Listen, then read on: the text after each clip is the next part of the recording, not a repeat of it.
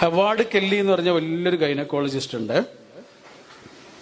ഒരു വലിയ മനുഷ്യനാണ്. അദ്ദേഹം മരിച്ചുപോയി. 1947 മറ്റോ മരിച്ചുപോയ ഒരാളാണ്. പക്ഷെ അദ്ദേഹം ഒരു കുട്ടിയെ കുറിച്ച് എഴുതിയിട്ടുള്ള ഒരു ഓർമ്മയുണ്ട്. ഭയങ്കര രസമുള്ള ഒരു ഓർമ്മയാണ്. ആ കുട്ടി എന്തോ പഠിച്ചുകൊണ്ടിരിക്കുന്ന കുട്ടിയോ. അപ്പൊ അവന് വീട്ടിൽ നിന്ന് പൈസ ഒന്നും കിട്ടൂല, പാവപ്പെട്ട കുടുംബമാണ്. അപ്പൊ അവൻ എന്ത് ചെയ്യും? ഓരോ കളിപ്പാട്ടങ്ങൾ വിറ്റിട്ടാണ് അവൻ പഠനത്തിന് ആവശ്യമുള്ള പൈസ ഉണ്ടാക്കുന്നത്. അങ്ങനെ കളിപ്പാട്ടമായിട്ട് വിറ്റ് നടക്കുന്ന ഒരു സമയത്ത്, നല്ല വെയിലുള്ള ഒരു സമയത്ത്, അവന് വല്ലാതെ വിശന്ന് ദാഹിച്ചിരിക്കുന്ന സമയത്ത് തൊട്ടടുത്ത് കണ്ട ചെറിയൊരു വീടുണ്ട്. ആ വീടിന്റെ വാതിൽ ചെന്നിട്ട് മുട്ടിയിട്ട് പറഞ്ഞു, എനിക്ക് വല്ലാതെ ദാഹിക്കുന്നുണ്ട്, എന്തെങ്കിലും ഒരു കുറച്ച് വെള്ളം തരുമോ എന്ന് ചോദിച്ചു. വെള്ളം തരുമോ എന്നാണ് അവൻ ചോദിച്ചത്. പക്ഷെ ആ വീട്ടിലുള്ള അമ്മയില്ലേ, ആ അമ്മ അകത്തേക്ക് പോയിട്ട് കൊണ്ടുവന്നത് എന്താണെന്നറിയോ? പഞ്ചസാര ഇട്ട് കലക്കിയ നല്ല തണുത്ത പാലായിരുന്നു ഇവിടുത്തെ.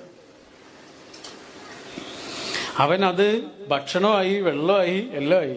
അവന്റെ ആ ദിവസത്തെ മുഴുവനും ആശ്വാസമായി. അവനത് കുടിച്ച സമയത്ത് അവൻ തിരിച്ച് പൈസ കൊടുക്കുക. പാലാണല്ലോ. അപ്പൊ അവൻ പൈസ കൊടുത്തപ്പോ ആ പൂച്ചക്കണ്ണുള്ള വീട്ടമ്മ പറഞ്ഞു, സഹായത്തിന് പൈസ വാങ്ങരുത് എന്ന് എന്റെ അമ്മ പറഞ്ഞിട്ടുണ്ട്.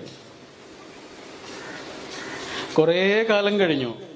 ഈ അമ്മ ഉണ്ടല്ലോ, ഈ വീട്ടമ്മ, അവര് കുറച്ച് പ്രായമുള്ള ഒരാളായി. അവർക്ക് എന്തോ ഒരു മേജർ സർജറി വേണ്ടി വന്നു. അങ്ങനെ അവര് ആ നഗരത്തിലുള്ള ഏറ്റവും വലിയ ഗൈനക്കോളജിസ്റ്റിന്റെ അടുത്തെത്തി. അങ്ങനെ സർജറിയൊക്കെ കഴിഞ്ഞ് അവരുടെ യൂട്രസ് ഒക്കെ റിമൂവ് ചെയ്യുന്ന വളരെ വലിയൊരു സർജറി ആയിരുന്നു. വലിയൊരു പൈസയും അതിനാവശ്യം വന്നു, ബില്ല്. അങ്ങനെ ബില്ല് അവരുടെ കയ്യിലേക്ക് എത്തി. ബില്ല് നോക്കിയപ്പോൾ അവരാകെ ഞെട്ടിപ്പോയി. അത്രയും വലിയ പൈസയാണ്. പക്ഷെ അതിന്റെ താഴെ എഴുതി വെച്ചിട്ടുണ്ട്, ഈ ബില്ല് പേ ചെയ്തിട്ടുണ്ട്. അതിന്റെ തൊട്ട് താഴെ ഒരാളിങ്ങനെ പെന്നുകൊണ്ട് എഴുതി വെച്ചിട്ടുണ്ട്, ഒരു ഗ്ലാസ് പാല് വെയിലത്ത് പൊരിഞ്ഞു നിൽക്കുന്നൊരു കുട്ടിക്ക് ഭക്ഷണവും വെള്ളവും ഒക്കെ ആയിരുന്നു. ആ കുട്ടിക്ക് അത് മറക്കാൻ കഴിയില്ല.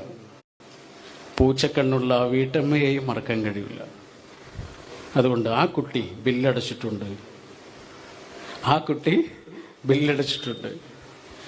ആ കുട്ടി ആരായി തീർന്നു? ഹവാർഡ് കെല്ലിയായി തീർന്നു. അദ്ദേഹം സ്വന്തം അനുഭവമാണ് എഴുതുന്നത്. ഒരു പ്രസംഗത്തിൽ പറഞ്ഞതാ, സ്വന്തം അനുഭവമാണ് പറയുന്നത്.